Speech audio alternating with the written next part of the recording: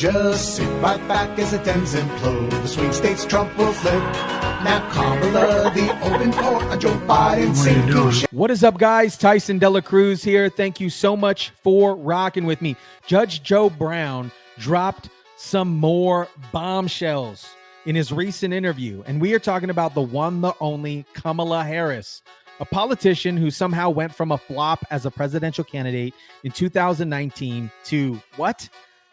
A potential next president in 2024?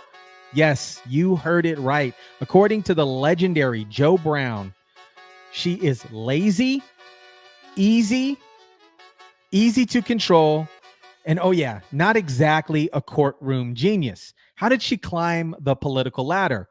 Was it magic? Was it a stroke of luck, or maybe knowing the right people?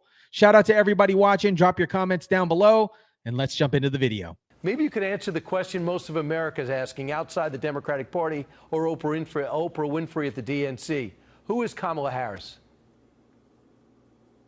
She's a fraud. In what respect? She is an image that's been carefully crafted. You can start with what she is. She has a certain paint job, but that doesn't make her what she claims. And we have somebody that has a fabricated reality. I was just mentioning it a minute or two ago. She talks about she was that child on the bus integrating the schools. And if this was in California, I don't get it, because at that point I was a school teacher in LA, California, and we didn't have segregated schools. When she got in kindergarten, first, I was a playground director with the city school system. We didn't have segregated schools in the entirety of California. Both of my parents were school teachers. What they did is they shuffled the teachers around, but right, you went to school in your neighborhood. So I don't know where that study came in. So smoking dope in the dorm rooms, listening to Tupac. He was 11 years old when she was in the dorms, and when he cut his first single or release, he was 21, and she was a prosecutor in Alameda County, California. So, and you guys remember when she went on Charlemagne's Breakfast Club podcast and said this. Have you ever smoked? I have. Okay. Like I inhaled. I did inhale. Okay. What were you listening to when you was high? What was on? What song was Oh my goodness. Oh yeah, definitely Snoop. Tupac. Not only could there have been no way, rhyme or reason, why she would be listening to Tupac, because Tupac would have been 11. He didn't even release an album yet. She can't even mention one of her favorite rappers, yet she has all these rappers that show up to her rallies. Best rapper alive. Tupac. He's not alive. You say he lives on. But not alive. I know. I keep just. You said, listen, West Coast girls think Tupac lives on. I'm with you. So Tupac, keep going. Keep doing that. Who would I say? I mean, there's so many. I mean, you know, there are some that I would not mention right now because they should stay in their lane. But others I don't know what that means. I want to know who one of those are. Keep moving. Okay, Keep moving, Angela. All right.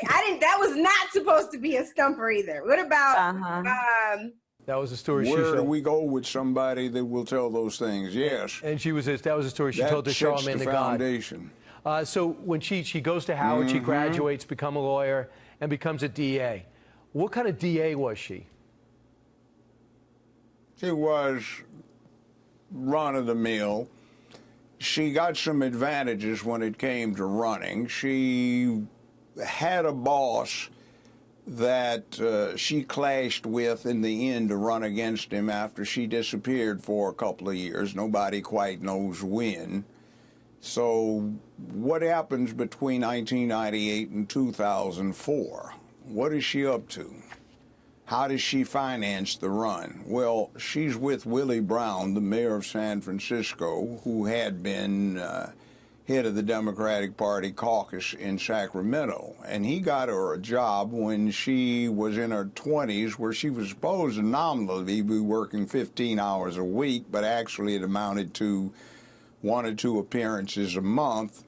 And she was getting paid $72,000 a year for that. And then he ramped it up so she got more than $120,000, being on a medical advisory committee where most of the rest of the committee members were all 70 or above, because they'd had a lifetime in the field of medicine, which she did not. So she got $120,000 a year to finance what became a campaign for Attorney General in the San Francisco area. Now, that said, we have to deal with One West Bank to get past that point. George Soros had become the major investor in One West Bank. Now, I had some neighbors that were losing their properties because of this mortgage fraud that we all was going experienced on as at a the time, country, the right? foreclosure thing. That whole, the whole 2008. Yes. Yeah. Now, interestingly enough, this got so bad that One West Bank, with Mnuchin, who was the CEO for the bank, being involved in this, there were a bit more than 5,200 counts of felony indictments returned against the bank and Mnuchin. Well, through one of the people involved, a lady, I think her name was Edwards, what wound up happening is Soros and others financed her run for California's spot as Attorney General. She got elected, and the first thing she did was use her authority to consolidate all 5,200 counts of indictment, and she dismissed them. And Soros sold One West Bank for between $3.5 and $4 billion a few weeks later. And Soros and Mnuchin and others financed her run for U.S. Senate. A couple of things I want to bring up, too, in terms of being tough on crime. And we're going to look at that West Bank thing should be looked into. I hear that. But when you talk about being tough on crime, she proposed a bill in 2005 that essentially would allow you to be arrested 3 times before you actually went to jail. The police chief at that time pushed back on it and says, I can't buy Heather Fong served as police chief until 2009, says proposal is ridiculous.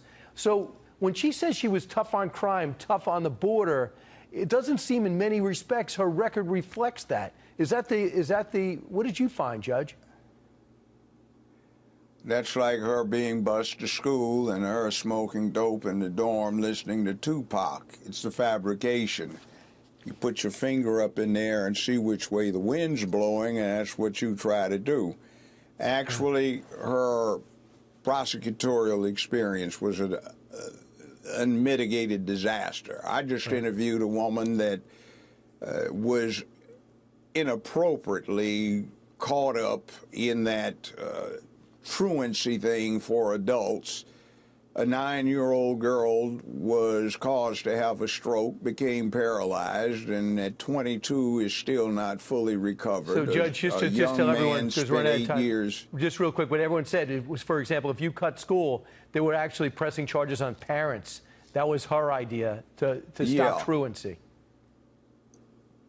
Except in this case, the woman wasn't involved in that. The child was suffering from acute complications from sickle cell disease and was in the hospital.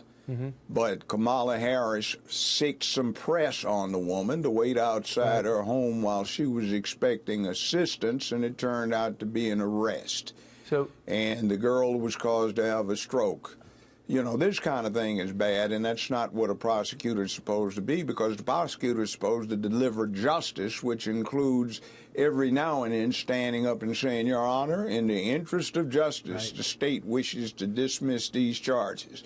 And she never did that because she always played it to the camera. And Judge, I've watched you. You could talk for hours on this, but just to summarize, the American people have gotten one interview with the vice president. We'll see one debate with the vice president.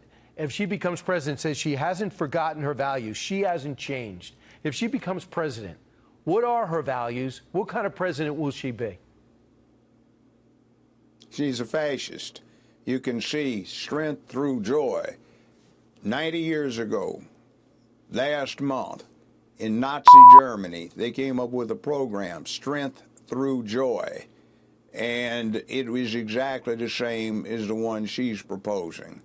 90 years ago, same year, they came up with a bureau to suppress misinformation. Waltz and Harris have been pushing that. 90 years ago, 1934, Germany passed sweeping disarmament laws so the public would be disarmed. We have that again. I think we're looking at a nascent fascist who exhibits something that I deplore. I've been in this business for a half century. And if there's one class of corrupt human beings, it is career prosecutors, not those who stay in for a long time and leave. There are exceptions, of course, but they tend to be completely ruthless, unconcerned with humanity. They want to win. They don't care. They'll do anything they can to do it, and somebody has to put them in check. Judge Joe Brown, just a little of the Vice President, Kamala Harris, that you know. Thanks for your insight, and it's pretty, I guess I can conclude that you will not be voting for her. Thanks so much, Joe Brown. Now, this is an interesting, potentially damaging clip for the Harris campaign. This is an interview with Bernie Sanders on Meet the Press with Kristen Welker. Bernie Sanders says that she is not abandoning her socialist ideas. He goes on to say, no, I don't think she's abandoning her ideas. I think she's doing what she thinks is right in order to win the election. Out a little bit. You have described Vice President Kamala Harris as a progressive. She has previously supported Medicare for all. Now she does not. She's previously supported a ban on fracking. Now she does not. These, Senator, are ideas that you have campaigned on. Do you think that she is abandoning her progressive ideals? No, I don't think she's abandoning her ideals. I think she's trying to be pragmatic and doing what she thinks is right in order to win the election. My own view is slightly different. That right there, guys, is a clear admission that Kamala Harris is doing whatever she needs to do. She's saying whatever she needs to say, at least in my point of view, in order to gain attraction and traction for her political campaign to get people to vote for her. I don't see how people don't see this. I think that in America today, there are a lot of people, rural people, working class people, who no longer believe that the United States Congress and government represents their interests, too dominated by big money interests. So I think that there is something wrong personally when we are the only major country on earth not to guarantee health care to all of our people, despite spending twice as much per capita. That is why I support Medicare for all. She does not. She has another approach toward moving toward universal health care. But again, I think on issues like expanding Medicare, by expanding Social Security and lifting the cap on taxable income that the rich put in so we can raise Social Security benefits, the need to raise the minimum wage from a starvation 7.25 minimum wage to a living wage. I think if you campaign on those issues, raising taxes on billionaires, you know what? She's going to win, and I think she could win big. Well, let me just ask you then, big picture, do you still consider Vice President Kamala Harris to be progressive, Senator? I do. Look. Boom. There you have it. Bernie Sanders openly admitting her, and Kamala Harris has said this on the CNN interview, on her long, extensive interview with CNN. She says this. Speaking, how should voters look at some of the changes that you've made, that you've explained some of here in your policy? Is it because you have more experience now and you've learned more about the information? Is it because you were running for president in a Democratic primary? And should they feel comfortable and confident that what you're saying now is going to be your policy moving forward? Dana, I think the most important and most significant aspect of my policy perspective and decisions is my values have not changed.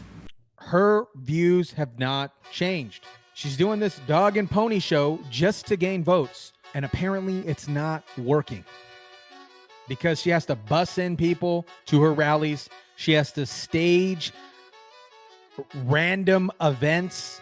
She has to have people come in to show that support for the Harris and Walz campaign. Her campaign is tanking. Let me know what you guys think about this. Drop your comments down below. Smash the like button. Share, subscribe. And as always, I'll catch you on the next one.